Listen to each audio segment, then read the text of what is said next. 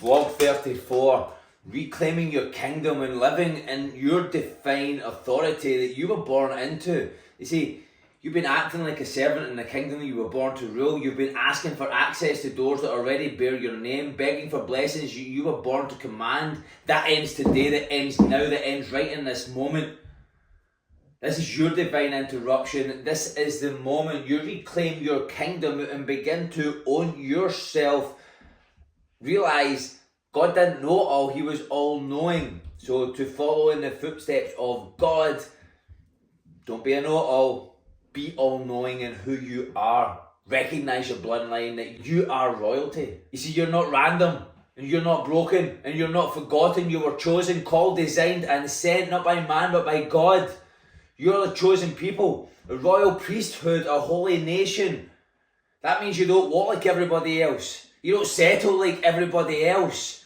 You're not complacent like everybody else. You don't compromise like everybody else. Why? Because royalty doesn't beg, it builds.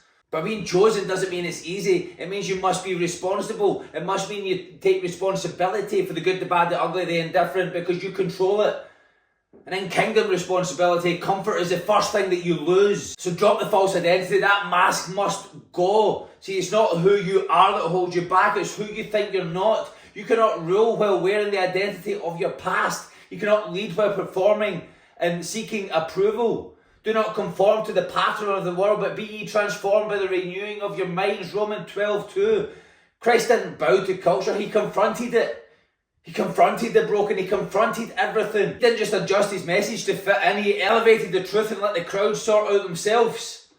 You're not here to fit in, you're here to disrupt.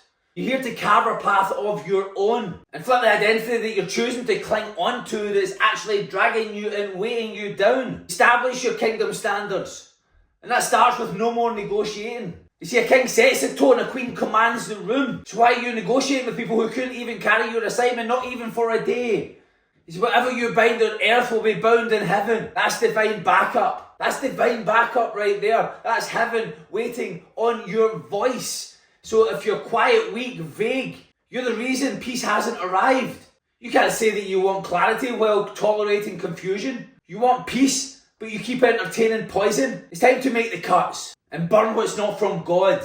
You're praying for peace while protecting the very thing that's destroying your soul. Peace doesn't come from keeping it together. Peace comes from holy alignment. You see, like I said yesterday, if Christ was willing to flip the tables and walk away from entire towns and call Peter Satan to his face, what makes you think that God is asking you to coddle chaos? Some of you are trying to balance the dysfunction when you were called to burn it. That relationship, the addiction, the cycle of self-sabotage, burn it to the ground. Never to be reborn, but just build from that truth, brick by brick, piece by piece.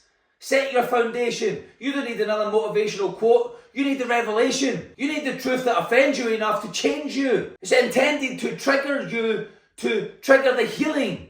That's it. You see, when you're triggered, when you've got an insecurity is only an insecurity as long as you choose to keep it. As soon as you're aware of it, you're fucking clinging on to it. It's a choice. You see, unless the Lord builds the house, the builders labour in vain. Psalms 127:1. God didn't bless buildings made on lies. If your success is rooted in performance, it's already crumbling. If your peace is built in silence, it's already shaking. This is the season to rebuild on your truth from no negotiations. Zero. None.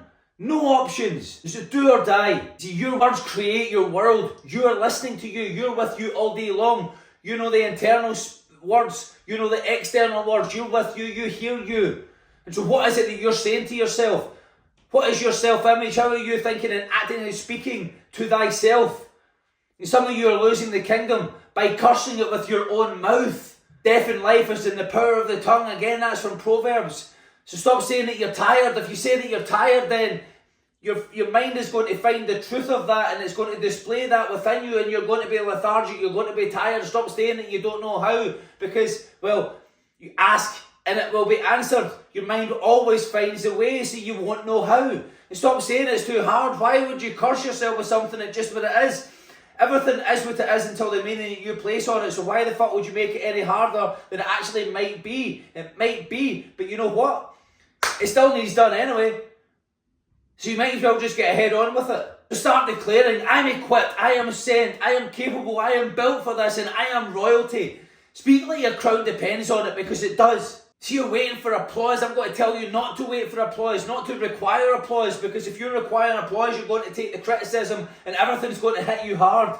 Every second you shrink, hell celebrates, but every moment you rise, heaven expands. The righteous are bold as lions. This world needs more kingdom leaders. It needs you. It needs you to step up and step out and start leading the bigger, better, brighter and bolder way for you. You were never meant to be silent. You were meant to set the standard. You were meant to rule with grace and reign with truth. So there it is, your crown is waiting. So what are you going to do? You're going to keep seeking a validation or walk in divine authority.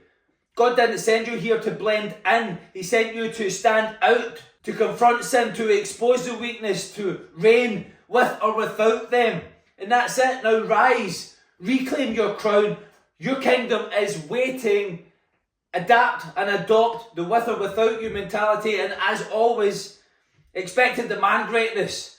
Demand of yourself the attributes and action steps of the individual that you admire. Give yourself the ability to look in the mirror and never see an ounce of regret looking back.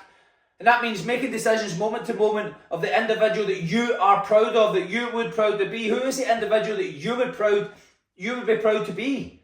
Be that now. Be that now and give yourself that capability. Stop poisoning yourself with poisonous foods. Stop poisoning yourself with poisonous words. Stop surrounding yourself with poison that's dragging you down like crabs in the bucket. Your company matters. You matter. How you see yourself matters.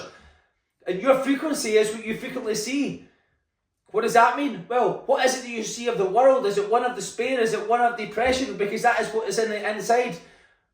Inside out. It's not the outside in. It's the inside out. So who you are on the inside is reflected on the outside. It tells you a lot. So again, let's say it loud and clear. You get what you deserve, you have what you tolerate, and so tolerate nothing below your standard at all. Tolerate nothing below your standard. Now unsheathe your sword and attack life and create the life that you desire.